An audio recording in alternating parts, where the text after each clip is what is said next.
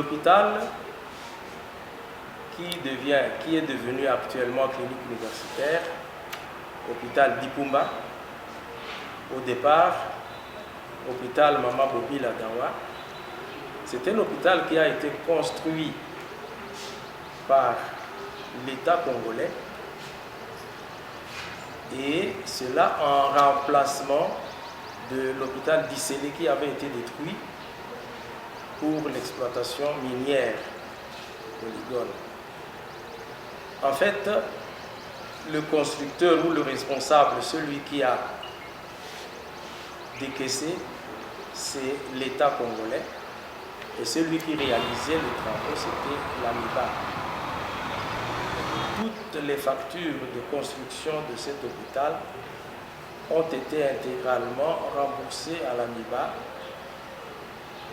sous forme de francages d'impôts, ont été remboursés par l'État. Donc c'est un hôpital de l'État. On n'a pas à se tromper là-dessus. Il en est de même de l'équipement qu'il y a dans cet hôpital. Tout équipement était facturé à l'État, si bien que l'équipement qui se trouve dans cet hôpital, c'était un équipement appartenant à l'État congolais.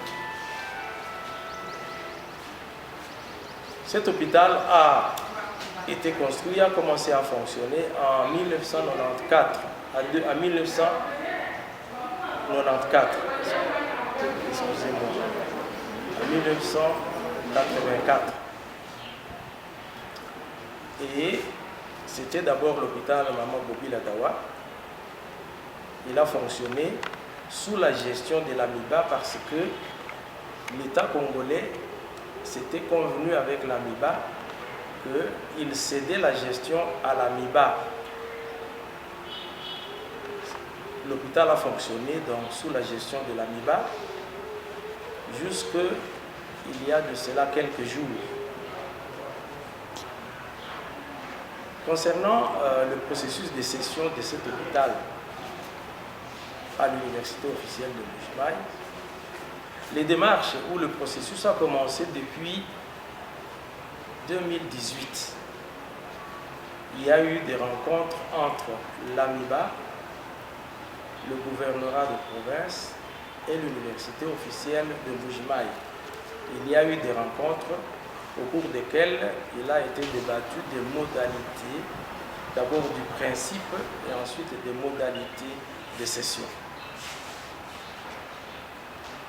Le principe, c'est que l'AMIBA retrocédait l'hôpital à l'État et l'État cédait l'hôpital maintenant à l'université officielle de Mbuji-Mayi. Il y a eu quelques préalables qui devaient être remplis. En 2019, il y a eu un arrêté provincial qui cédait l'hôpital à l'université officielle.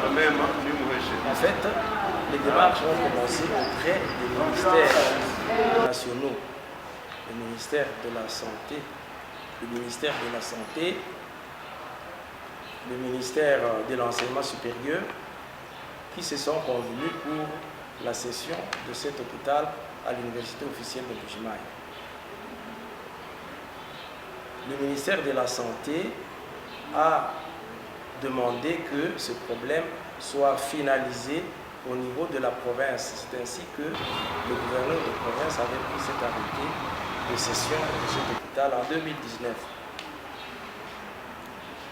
Le processus a beaucoup traîné, étant donné quelques préalables que l'AMIBA posait. Et cette année-ci, à l'occasion du passage du chef de l'État dans notre province, il a donné instruction au gouverneur de pouvoir finaliser pour que, effectivement, l'université entre en possession de l'hôpital. C'est ainsi que le gouverneur a pris des documents, a fait des documents pour que on procède à la remise de prise. Vous avez assisté à la remise reprise qui a eu lieu le samedi 11 février 2023. C'était une cérémonie de remise reprise.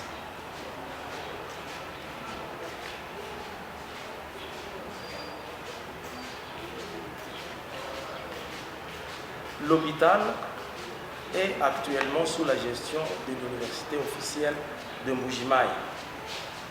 Plutôt l'université officielle de Mbuji-Mayi, quoique il y a certaines petites difficultés organisationnelles dans le processus de remise reprise. Et l'autorité, c'est-à-dire le ministre de la Santé, nous a rassuré que ce processus aura bien lieu demain. L'AMIBA va remettre à l'État et l'État va remettre à l'université officielle de Mbuji-Mayi. Voilà pour le second point. Le troisième point concerne la vision de l'université officielle de Mbuji-Mayi pour cette institution de soins. L'université officielle de Mbuji-Mayi, comme toute formation universitaire, a trois missions. Il y a la mission d'enseignement, formation des cadres. Il y a la mission de la recherche scientifique. Et la mission de service à la communauté.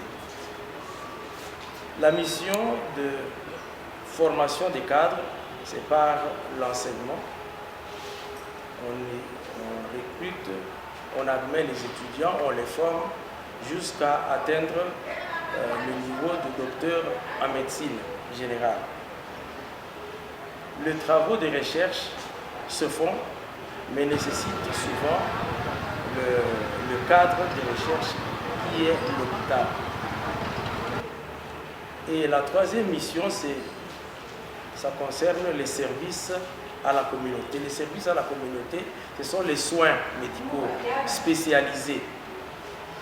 Ces soins médicaux doivent être donnés par des professionnels qualifiés et doivent être des niveaux supérieurs. C'est ainsi que la cession de cet hôpital à l'université officielle de Mbuji-Mayi tombe à point nommé parce que l'université dispose des compétences professionnelles, mais il leur manquait le cadre pour soit faire la recherche, soit rendre service à la communauté. Quelle est la vision de l'université officielle de Mbuji-Mayi pour cet hôpital? L'université officielle de Mbuji-Mayi a dans sa vision d'améliorer d'abord les conditions de travail dans cet hôpital, améliorer l'infrastructure, améliorer l'équipement qui doit avoir. Cet hôpital doit avoir des équipements de pointe, comme cela honore toute formation médicale universitaire. L'amélioration de l'infrastructure, l'amélioration de l'équipement et également l'apport des compétences professionnelles de qualité. L'université a aussi comme vision la collaboration avec d'autres institutions, des institutions partenaires, que ce soit dans le pays, que ce soit en dehors du pays. Et ces contacts sont déjà en cours. On va prendre contact ou on a déjà pris contact avec certaines universités du pays et de l'extérieur, certains organismes de soins, certains organismes financiers. Voilà ce qu'est la vision de l'université officielle de Mbuji-Mayi en bref pour cet hôpital qui est devenu universitaire de Mbuji-Mayi. L'université avait dit ceci qu'elle est prête à accueillir tous les personnels qui se trouvent dans cet hôpital pour qu'ils puissent les intégrer, dans le personnel de l'université officielle de Buji-Mayi. Quitte à ce que les concernés eux-mêmes choisissent s'ils veulent aller à l'université ou rester avec l'AMIBA dans ces structures hospitalières. C'est ça que c'est ce qui était dit avant. La réaction du personnel, nous ne pouvions pas la prévoir, nous ne pouvions pas non plus l'influencer, mais nous avons constaté, malheureusement, hier lundi, que le personnel n'était pas au chevet des malades au niveau des pavillons.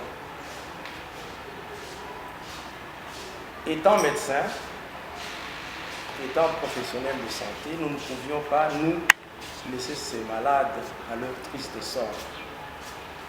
L'université, avec nous, c'est-à-dire la direction de clinique universitaire, s'est organisée pour assurer la permanence auprès des malades et les soins qu'on peut donner. Vous avez posé la question de savoir quel est le sort.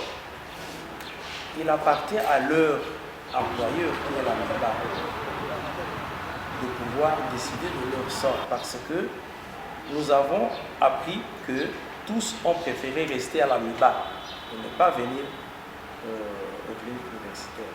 Donc il appartient à la MIBA et à leur corporation, la corporation des médecins, la corporation des infirmiers, de prendre ces dispositions. Voilà ce que je peux dire.